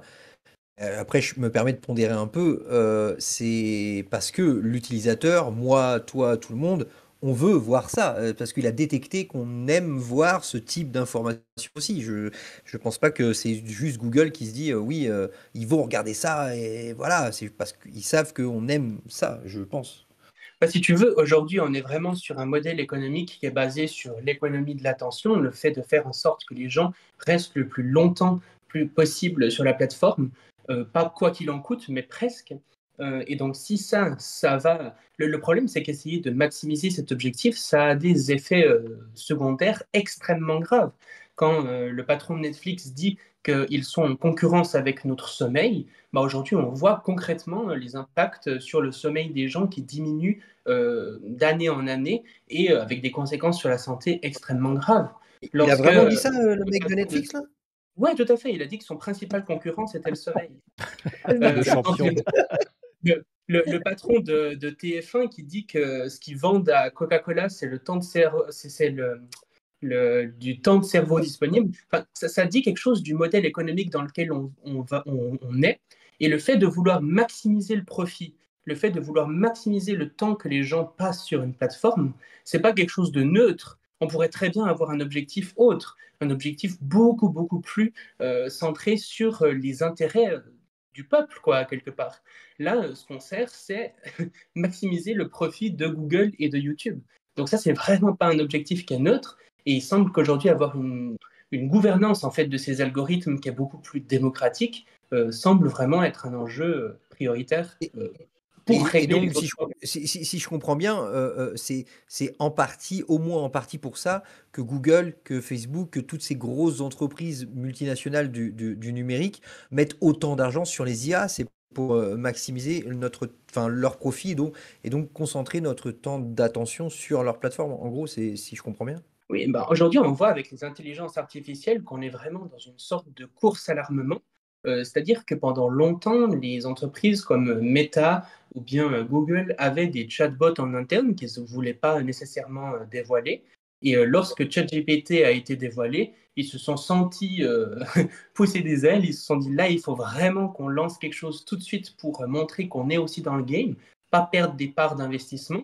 Et donc, Google a mis une alerte rouge en interne. Ils ont sorti leur modèle le plus rapidement possible, même s'ils pouvaient avoir certaines failles de sécurité. Et aujourd'hui, on voit qu'on est toujours dans cette démarche-là, c'est-à-dire que ces grandes entreprises vont virer leurs équipes d'éthique, quasiment toutes ont viré une grande partie de leur équipe d'éthique. Google va demander expressément à ses chercheurs d'adopter un ton positif dans les papiers scientifiques qu'ils produisent. Donc on voit vraiment qu'aujourd'hui, en fait, cette course, ce phénomène de course oblige à quelque part ces entreprises à investir le maximum dans ces nouvelles intelligences artificielles en ne mettant pas en avant les choses réellement importantes comme la sécurité de l'humanité. Aujourd'hui, c'est les entreprises qui jouent à la roulette russe avec l'avenir de l'humanité, quoi. Ce qui est marrant, c'est qu'on a déjà été là avec le pétrole, avec le tabac, et on est en train de voir exactement la même chose qui se répète. Par exemple, avec Ah le oui, à ce pétrole, moment-là, une ouais. grande stratégie médiatique qui a été mise en avant, c'est le cool washing. On va dire, waouh, mais c'est tellement cool de fumer. Il y avait même des gens qui disaient que le fumer, c'était les torches de la liberté, enfin des trucs comme ça. Et on a vraiment rendu le fait de fumer cool, c'était vraiment ça leur stratégie. Et aujourd'hui, on voit exactement la même chose avec l'intelligence artificielle. Tout le monde est là en mode, waouh, mais ChatGPT, c'est trop cool, regarde ce nouveau cas d'usage, etc. Et forcément, il y a des choses qui sont sympas, mais en fait, on voit que les stratégies sont exactement les mêmes. Et puis, cet effet de montrer que c'est cool pour faire oublier les conséquences, bah, c'est des stratégies qui sont utilisées vraiment depuis des dizaines d'années. Donc là, Mais, les mais grands géants de la technologie américains ne sortent pas de nulle part leur stratégie de propagande. Aujourd'hui, enfin, là, ce que je comprends, hein, toujours d'après ma compréhension de novice, c'est que là, il faudrait faire une pause, d'après vous. Sauf qu'une pause, ça signifie faire arrêter les grosses entreprises de faire de la recherche là-dessus, faire arrêter les consommateurs de consommer l'intelligence artificielle. Enfin, j'ai l'impression que c'est complètement impossible. J'ai l'impression que c'est comme si tu demandais à la France entière d'arrêter de prendre la voiture du jour au lendemain. Non, pas tout Euh, à qui- fait. qui- qui- Oui. Ouais, en plus, Donc, vous je êtes pense une que petite association et en face, vous avez des GAFAM qui dépensent des dizaines de milliards dans le développement d'IA, quoi. Ça me paraît être. Enfin, c'est David contre Goliath et David, il est en mode Tom Pouce, quoi, là. Ouais, on n'est ouais. pas les seuls à appeler à une pause, mais par contre, on ne demande pas une pause dans l'utilisation des modèles qui existent en ce moment. Les modèles qui existent, ils sont là. Bon, je pense que si le progrès s'arrête là tout de suite, il n'y aura pas de risque catastrophique pour l'humanité. Il reste un risque catastrophique avec les algorithmes de recommandation qu'il va falloir adresser d'une façon ou d'une autre, mais pas un truc du style créer des virus mortels ou des cyberattaques géantes. Nous, on demande vraiment juste une pause dans le développement des modèles d'intelligence artificielle générale. On n'est pas contre les intelligences spécialisées. Donc, bon, AlphaFold, c'est encore une question un peu difficile, mais si on crée une espèce d'intelligence qui est focalisée sur un seul problème spécifique, a priori, c'est beaucoup moins risqué et beaucoup plus contrôlable que ce qu'on est en train de faire en ce moment, à créer des trucs qui font tout en même temps et qu'on ne contrôle Ben, pas. je me permets une petite aparté, mais oui, effectivement, je viens d'y penser.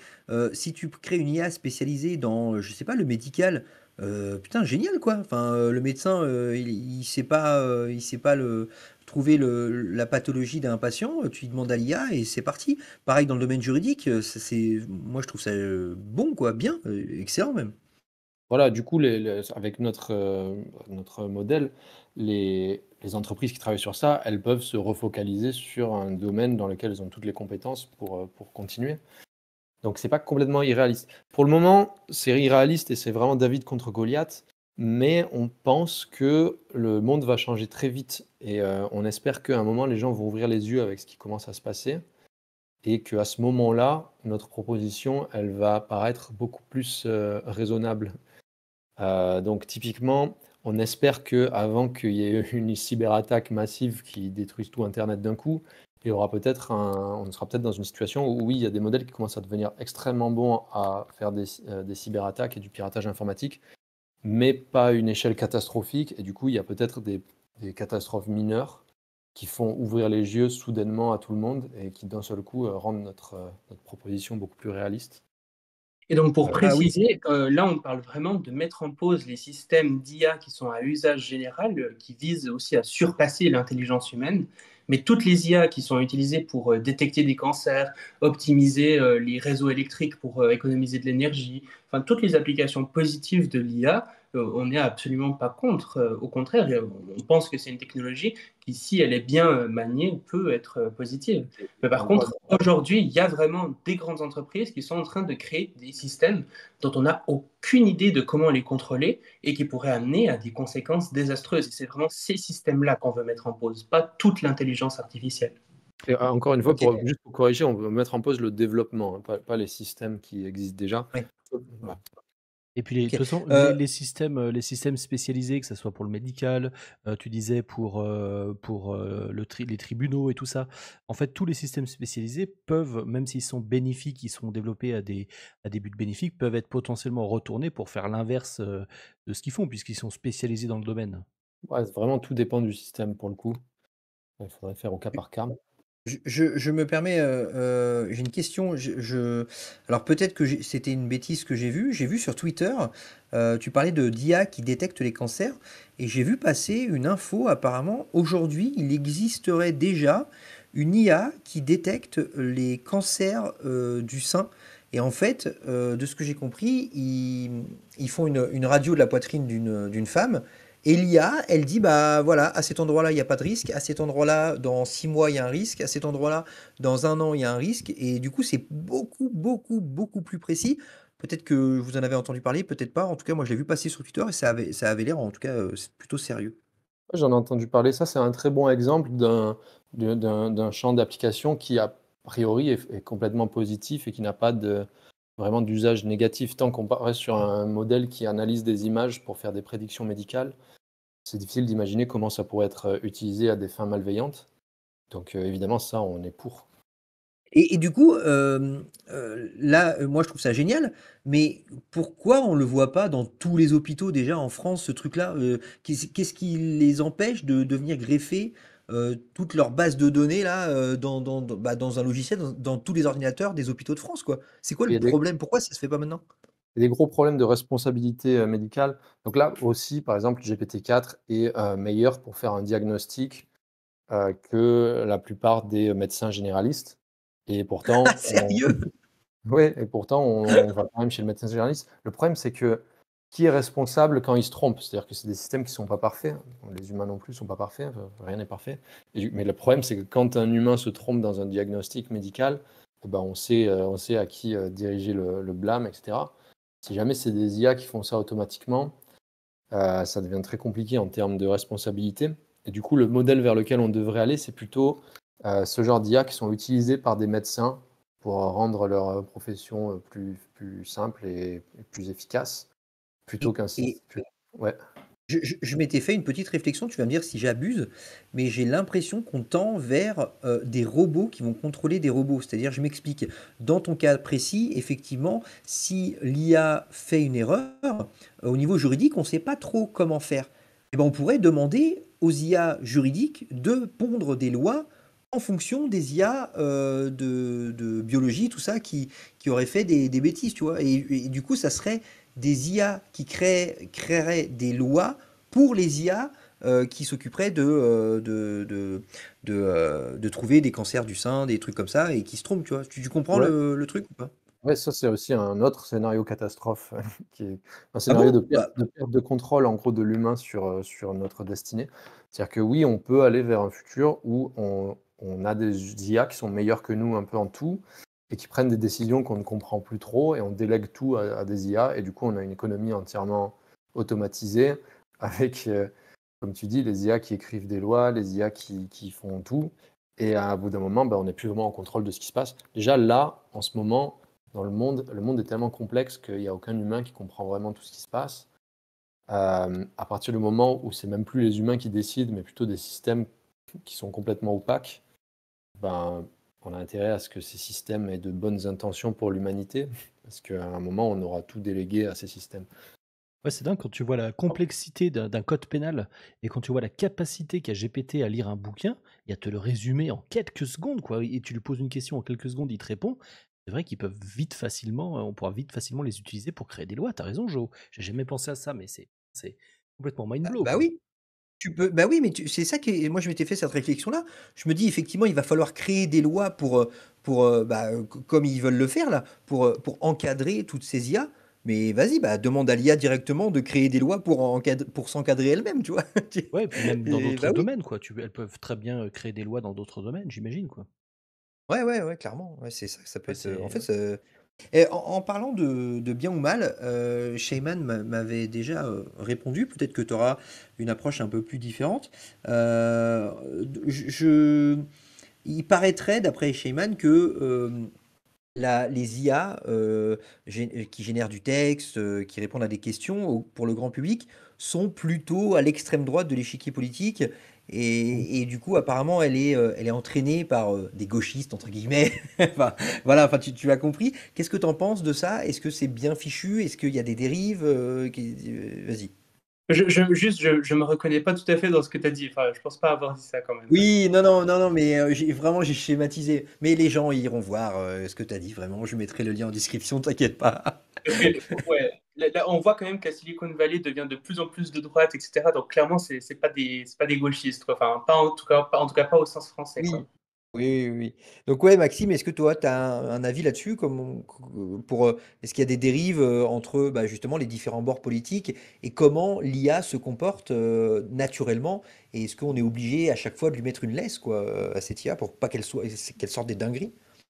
Bah, j'ai pas de en gros, je sais pas exactement de quel bord elle est l'IA, mais par contre, sur le processus et le fait qu'elle ait une position, faut comprendre, c'est que du coup, ces IA, elles sont entraînées sur, globalement l'entièreté d'internet. Donc à la base, elles vont avoir un biais qui est celui de quelles sont les opinions les plus prévalentes sur internet et ensuite donc là, on a juste un modèle qui prédit le prochain mot dans un texte et ensuite il y a un processus qui s'appelle, RLHF, Reinforcement Learning with Human Feedback, où en gros, on force l'IA à devenir un assistant. C'est-à-dire, au début, ça prédit que du texte. Du coup, si jamais tu lui écris le début d'une phrase, il va compléter la phrase, mais c'est pas comme un assistant qui répond à ta question. À partir du moment où tu l'entraînes pour devenir un assistant, donc tu lui poses des questions et quand elle répond pas bien à la question, tu la pénalises et quand elle répond bien, tu lui donnes un reward, etc. Là, tu vas lui donner un biais qui est le biais des gens qui sont en train de décider les questions-réponses. C'est-à-dire que si dans l'ensemble des questions, il y a un truc du genre est-ce que Donald Trump est gentil ou méchant et que l'humain considère que la bonne réponse c'est méchant, ben dans ce cas, ton IA, elle a appris elle a appris un jugement, disons, sur le monde. Et du coup, voilà, il y a tout le. En gros, les gens qui créent ces IA, forcément, leur idée du monde va se retrouver reflétée dans ces IA. Oui, bah après, il y a tellement de gens un peu partout dans le monde qui font ça que du coup, il y a certainement une sorte d'entre-deux, quoi.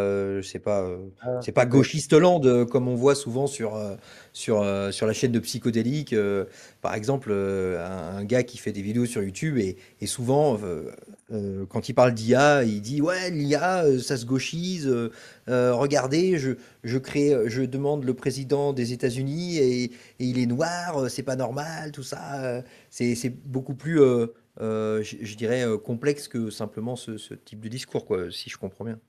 Il y a un vrai problème de quelles sont les valeurs qu'on veut mettre dans cette IA, parce que qu'on soit de droite ou de gauche ou d'extrême droite ou d'extrême gauche, dans tous les cas, on a des valeurs qui ne vont pas correspondre à d'autres personnes sur cette planète. Et du coup, il y a une vraie question éthique qui est genre, qui sont les gens à OpenAI pour décider de quel discours est autorisé et quel discours n'est pas autorisé. Et est-ce que quand on demande une photo d'un président, il devrait être blanc ou noir? Tout ça, c'est des questions assez complexes à résoudre. Ce qui est très complexe aussi, c'est qu'on a un système médiatique qui fonctionne beaucoup sur la polémique. Et donc, des choses où ça fait longtemps que ça va pas dans le bon sens, souvent on va pas en parler. Par contre, il y a un truc qui va un peu dans l'autre sens, là tout d'un coup on en parle. Par exemple, ça fait énormément d'années que lorsqu'on fait des recherches sur, je sais pas moi, Google Images par exemple, puis qu'on va chercher un docteur, bah souvent on va tomber sur un homme blanc. Si on fait une infirmière, ça va quasi systématiquement être une femme. Au départ, quand on demandait ça à des modèles de langage, c'était aussi le cas. Ils avaient tendance à répondre à ces stéréotypes-là. Et ça, visiblement, bah, ça choquait pas la plupart des gens. Quand on demandait à ces modèles de créer des images, ben, ils allaient aussi souvent suivre ce genre de stéréotypes. Et il n'y a pas eu de grosses polémiques à travers ça. Par contre, il y a eu un petit problème avec l'IA de Google, où pendant quelques jours, elle a commencé à faire des trucs un peu what the fuck, genre mettre les fondateurs de l'Amérique comme étant noirs, ou faire des trucs bizarres. Et là, tout d'un coup, ça a fait un méga scandale en mode l'intelligence artificielle, elle est turbo-wokiste, enfin, typiquement des trucs qu'on pourrait faire psychodélique, tu vois. Et là, tout d'un coup, ça fait un énorme buzz médiatique et tout le monde en parle et tout le monde a l'impression que les IA sont d'extrême gauche et sont toutes anarcho-capitalistes, anarcho-communistes, tu vois. Alors que bah, la situation, elle n'est pas celle-là. Donc ouais, c'est toujours ça un peu qui est compliqué, c'est que Oui, c'était un micro-événement qui, d'un point de vue temporel, a été relativement court. c'est Après, ça, le problème a été réglé, hein, si mes souvenirs sont bons, très rapidement. Mais c'est ça. effectivement, le peu de temps où c'est arrivé, oui, ça a été monté en épingle très très vite, quoi. Alors que ça fait des années qu'on a des IA avec des biais discriminatoires dans tous les sens, vraiment autant d'un point de vue juridique que d'un point de vue médical, etc. Beaucoup de gens alertent sur ces biais et globalement personne n'en parle. Donc c'est aussi intéressant de se demander pourquoi la société tout d'un coup surréagit lorsque pour une fois il y a une différence de quelques jours dans l'autre sens, quoi. Ouais, ouais. Il y avait Parce que là, des, elle était visible. il y avait des IA au début de reconnaissance d'images qui reconnaissaient très bien les visages caucasiens et pas les visages noirs, par exemple, des trucs. Il y avait une Ouais. IA de reconnaissance d'image qui identifiait quasiment tous les hommes noirs comme étant des gorilles. Ah Pendant ouais, des- Ah oui, c'était ça, oui, d'accord. chaud. Oh là là, la dinguerie. Ah ouais, là c'est fou quand même. c'est pas Et là juste il y a personne qui s'est leur vérité. là il y a personne enfin qui s'est offusqué si il y a En toutes tout cas, les pas communautés noires, psychodélique. j'imagine. Oui, ouais ouais. OK. Parlant de reconnaissance d'image, on n'a pas parlé d'armes autonomes. Il y a un autre aspect qui est bien terrifiant de la question de l'IA. Toujours plus de fun. Ouais. Donc en ce moment, en Ukraine, on est en train d'observer le développement de toute nouvelle technologie pas chère, de drones complètement autonomes qui sont capables de traquer un humain et d'aller exploser sur lui. Et on peut s'attendre à ce que ces petites avancées, eh ben, elles se transmettent dans du terrorisme dans les années prochaines. Donc maintenant, c'est assez facile pour quelqu'un de prendre un drone du commerce et puis de lui mettre une IA dedans, de lui attacher une petite bombe, de l'envoyer à 1 kilomètre de là où il est pour aller exploser dans une foule. Et à partir du moment où cette technologie commence vraiment à sortir d'Ukraine et à se répandre dans le reste du monde, ça va créer de gros problèmes. Oui, ça, c'est vrai que j'avais pas pensé à ce. Mais oui, oui, dans l'armement, ouais, ça peut être de grosses avancées qui peuvent, ouais, qui peuvent faire venir des cas qu'on n'avait jamais vus auparavant, quoi. Et puis quand tu vois la démocratisation des drones, même pour le large public, c'est dingue quoi. Ça coûte plus rien un drone quoi. Ouais, ouais, c'est vrai. Ouais. En plus, ouais, c'est vrai que ça coûte de moins en moins cher. Il suffit qu'après, oui, Maxime achète un drone, c'est terminé. Il met une IA dedans, on est tous cuits. Ah, ouais, c'est-à-dire que là, pour faire une attaque, pour faire une attaque qui soit vraiment dévastatrice, tu dois quand même plus ou moins te sacrifier en tant que terroriste. C'est quand même une grosse barrière à l'entrée pour être terroriste. Ouais. Bientôt, avec ce genre de technologie, tu pourras t'en sortir complètement impunément. C'est-à-dire que si tu lances un drone à 1 kilomètre, on est sur un type d'arme qui, a priori, personne ne pourra jamais savoir qui a fait le coup. C'est pas faux, j'avais jamais pensé à ça. Alors là, ça te fait un peu plus d'1 heure qu'on y est, il me semble, Matt, c'est ça? 1h20 presque. Ouais. Est-ce que, Sheyman, tu voulais aborder un sujet qu'on n'a pas abordé, ou Maxime, est-ce que tu voulais aborder un sujet qu'on n'a pas abordé? Il n'y a pas de sujet en particulier, mais peut-être quand même un truc un peu d'espoir, et quelque part, parce que là, c'est vrai qu'on a parlé de beaucoup de choses extrêmement négatives et d'impact potentiel catastrophique. On a l'impression qu'on est un peu dans des systèmes qui sont bloqués et qu'on n'arrive plus à démêler à quelque part. On peut se sentir un peu impuissant face à tout ça. Il y a quand même des bonnes raisons d'espérer, c'est-à-dire que l'intelligence artificielle, particulièrement les intelligences artificielles générales dont on a parlé, c'est un problème, disons, si on a la volonté politique de le faire, qui peut être résolu de façon beaucoup plus simple que quelque chose comme le réchauffement climatique, par exemple. C'est-à-dire que, grosso modo, on a une centaine de personnes dans le monde qui travaillent à créer ces modèles, et on peut leur dire arrêtez, et c'est bon, le problème est résolu. Bon, c'est pas aussi simple que ça. Ah, c'est qu'une centaine de personnes, pas plus? Il n'y a vraiment pas. Enfin, Maxime t'en saura probablement plus que moi sur cet aspect. Environ. Mais moi, d'ailleurs, c'est Maxime qui m'a redonné un peu d'optimisme. Enfin, j'étais un peu pessimiste avant, en mode on va tous mourir, c'est bon. Et depuis que j'ai rejoint Posia, je me rends compte quand même que en fait, notre marge d'action, elle est vraiment pas aussi faible que ce qu'on pourrait croire.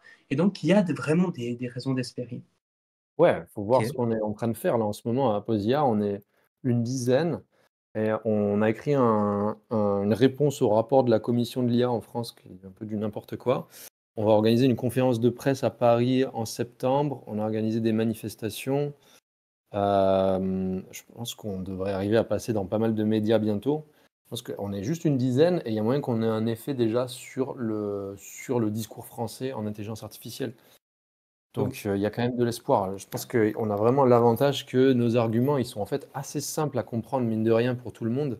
C'est pas extrêmement complexe, pas autant qu'on peut le penser. Et tout le monde a la bonne intuition. Genre, 60% ou 70% des Français pensent qu'on devrait arrêter de développer des intelligences artificielles surhumaines et pensent que c'est dangereux. Genre, tout le monde a un peu la bonne intuition. Et ensuite, une fois qu'on comprend un petit peu quels sont les risques spécifiques, it's not rocket science. Donc, Même si de ce des point de modèles vue-là, ne peuvent pas être faits depuis son garage, quoi. C'est des modèles qui demandent des quantités informatiques, enfin ouais, des trucs informatiques extrêmement élevés et qu'on a aussi une capacité de réguler, qu'on on peut voir où vont ces composants informatiques. Donc finalement, c'est un domaine qui est vachement plus simple à réguler par certains aspects que d'autres problèmes, quoi. Et vous disiez vous êtes une Ouais, dizaine à Posia, mais à Posia en France quoi. en France, dans le monde entier, on est une communauté avec environ 2000 personnes. Et en France, on n'est qu'une dizaine. Parce que, encore une fois, Ah la ouais, France, c'est quand même Vous êtes plus nombreux que ceux qui bossent sur les IA, en fait. Bah ouais, on grossit assez vite. Ah, c'est ouf! Bah oui, bah du coup, oui, ça peut peut-être amener à des trucs sympas. En plus, si vous faites des conférences de presse là au mois de septembre, ouais, ça peut monter vite, hein. Ouais, et les gens qui écoutent là, si jamais vous avez envie de changer le monde, n'hésitez pas à nous rejoindre et on va y arriver. Alors moi, si je peux me Ouais. permettre, il y a juste quelque chose que je voudrais rajouter, c'est que, bon, risque existentiel potentiel, ok, mais il y a aussi un autre risque qui est énorme et qui, à mon sens, vous me direz si je me trompe, mais qui, à mon sens, est bien plus important, c'est le risque sur les métiers, en fait. Parce qu'on voit déjà des IA qui commencent à parler au téléphone de plus en plus de façon de plus en plus performante. Donc il va y avoir plein de standardistes qui vont être remplacés. Toute la gestion de plein de trucs peuvent être remplacés par des IA. On va en avoir potentiellement dans les magasins dans 5-10 ans. Ouais. Ça risque de faire du mal, quoi, de faire beaucoup de mal. Sans parler d'éventuellement des robots qui pourront être un petit peu autonomes dans les entreprises et remplacer les manutentionnaires et tout ça. Ça risque de faire beaucoup, beaucoup de mal à la société. Oui, alors ça, c'est intéressant, c'est que, bon, même si on ne croit pas du tout au risque existentiel et on suppose que les IA qu'on est en train de créer, on va réussir à les contrôler. Bon, pour le moment, on ne les contrôle pas vraiment, mais bon, on suppose qu'on va réussir à les contrôler et que tout va bien se passer. Si on crée quand même une super intelligence d'ici 3 ans, ça veut aussi dire, par définition, automatisation de l'ensemble des métiers sur cette planète d'ici 3 ans. Du coup, il y a quand même une bonne question à se poser en termes de modèle économique, parce que là, on n'est pas vraiment. Ah, et ce qui est intéressant, c'est de voir à quel point les économistes sont complètement en train de se planter là-dessus. C'est-à-dire que tous les gens qui ont fait des études, non pas tous, il y en a quand même qui sont assez réalistes, mais la plupart des gens qui font des études là-dessus, ils partent toujours avec l'hypothèse que le progrès va s'arrêter maintenant. C'est-à-dire, ils regardent les modèles actuels, ils disent OK, combien de jobs peuvent automatiser? Et là, ils obtiennent des réponses du style OK, si on implémente bien GPT-4 dans l'économie, on devrait en gros automatiser entre 5 et 30% du travail humain, selon les études qu'on regarde. Mais ça suppose qu'on n'est pas GPT-5, par exemple. Si d'un seul coup GPT-5 est meilleur, et si on arrive vers les objectifs des labos d'IA d'automatiser 100% du travail humain dans 3 ans, alors là, qu'est-ce qui se passe? Et c'est pas comme si il y a beaucoup de gens qui disent ah mais le travail va se relocaliser, on va inventer de nouveaux métiers. J'ai envie de dire ben non, par définition, si tu crées quelque chose qui est meilleur que l'humain en tout, tu n'auras pas un métier qui va apparaître par magie ou que l'humain va pouvoir faire. Donc ouais, évidemment, il y a ce problème-là. Et du coup, c'est aussi quelque Ah, chose que je conseille aux gens pour s'intéresser au problème. C'est genre juste, si tu crois pas au risque existentiel, demande-toi quand même, genre pour ta carrière, fais-toi une opinion sur combien de boulots vont être automatisés dans les 3 prochaines années.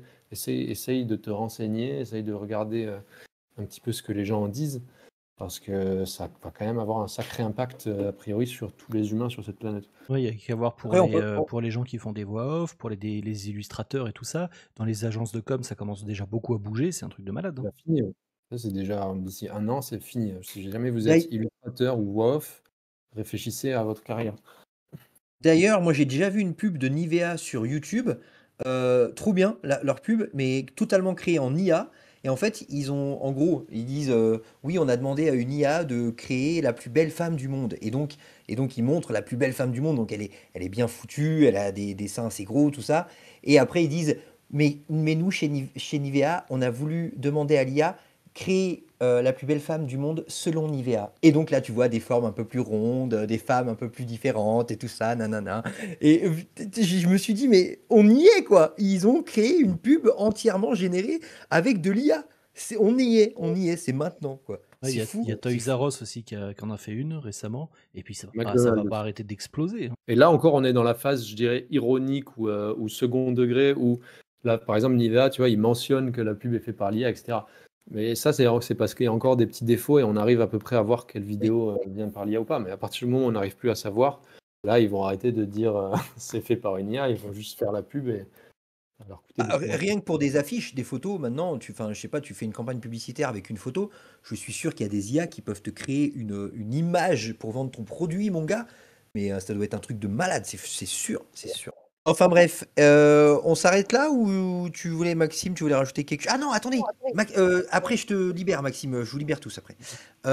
Concernant, oui, le fait de perdre des emplois, tout ça, moi je vois un peu le problème dans l'autre sens. Je me dis, bah finalement, si on n'a plus trop besoin de travailler, ça serait peut-être le moment du coup, bah, de mettre en place des systèmes de salaire à vie ou de revenus universels, tu vois, enfin, je sais pas si vous connaissez un petit peu ça, mais je me dis, ça pourrait être justement le moment rêvé pour mettre en place un système un peu plus égalitaire au niveau Ouais. salaire, tout ça. Et pour ça, faut voter à droite. Alors, je dirais oui, je pense que c'est très urgent même. Genre, si on commence à automatiser une grosse partie du travail humain, il faut mettre en place d'urgence un système pour soutenir les gens. Donc, ça pourrait être un revenu universel. Mais il y a quand même un problème. C'est-à-dire que, bon, ça c'est cool si jamais on automatise que 20-30% disons du travail humain. Mais imagine, on automatise plus que ça. Ce qu'il faut comprendre, c'est que une fois que tu es dans ce système et tu ne produis plus rien pour la société, on te file un revenu universel, et ben tu deviens vraiment complètement dépendant du système. C'est-à-dire que là, si moi je suis pas content, je peux toujours faire grève. Bon, en l'occurrence, là, je peux pas faire grève parce que je suis bénévole. Mais si jamais la plupart des gens sont pas contents, ils peuvent faire grève et en s'unissant tous ensemble, ils ont un pouvoir d'action. À partir du moment où on est dans un monde où tout a été automatisé, les humains ne sont plus vraiment que des espèces de parasites qui sont greffés sur le système et ils ont plutôt intérêt à ce que les gens qui prennent les décisions restent à peu près constants dans leur volonté de, de, d'être bénéfique pour tous les autres. Parce que si quelqu'un tout en haut change d'avis un jour, eh ben, c'est quoi le levier d'action pour les gens qui sont Ah bénéfiques ouais. du système? C'est pas comme si tu allais aller te battre contre des armées de drones ou faire grève parce que t'as pas de travail de toute façon. Bah oui. Ah oui, du coup, ouais. Oh là là, putain, la dinguerie, j'avais pas vu ça comme ça. En plus, même pour les révolutions ou comme ça, du coup, l'armée, elle serait entièrement automatisée. Du coup, qu'est-ce qu'on va faire? On va essayer de prendre un lance-pierre contre des drones automatisés du gouvernement. Voilà. Ouais, ouais. C'est une sombre affaire, comme j'ai l'habitude de dire. Matt, est-ce que tu veux dire un mot de la fin? Non, j'avais pas prévu de mot de la fin, à part que ouais, ça Ok. peut être potentiellement bien la merde quand même, hein. Maxime, est-ce que tu veux tu veux rajouter quelque chose? Ouais, j'ai envie de dire juste rejoignez Posia s'il vous plaît, aidez-nous et on va se sortir de là tous ensemble. Ok, bah il n'y a pas de souci, le message sera transmis. Et Shayman, dis-nous tout. Ouais, tout à fait. Rejoignez Posia. N'hésitez pas à nous suivre aussi sur les réseaux sociaux. On a aussi des programmes d'accompagnement au départ. Si vous voulez découvrir les risques de l'intelligence artificielle, on peut vous renvoyer vers des ressources. Vraiment, n'hésitez pas. Et ensemble, on peut probablement faire une différence dans tout ce bordel. Donc, avec plaisir pour la faire avec vous. Et pour avoir quelques infos Ok. sur Posia, donc lien en commentaire, les gens. Ouais, ouais, sous la vidéo, en commentaire, tout ça, tout ça. Et puis voilà. Eh ben, écoute, pour moi, c'est bon, Matt, il n'y a pas de souci, hein. Bah pour moi, c'est bon aussi. Ok, t'as tout enregistré? J'ai tout enregistré. Merci les gens. Yeah! Ouais, mais merci Maxime, hein, franchement, c'était cool de ouf. Putain, moi j'adore ces genres de trucs où je comprends rien.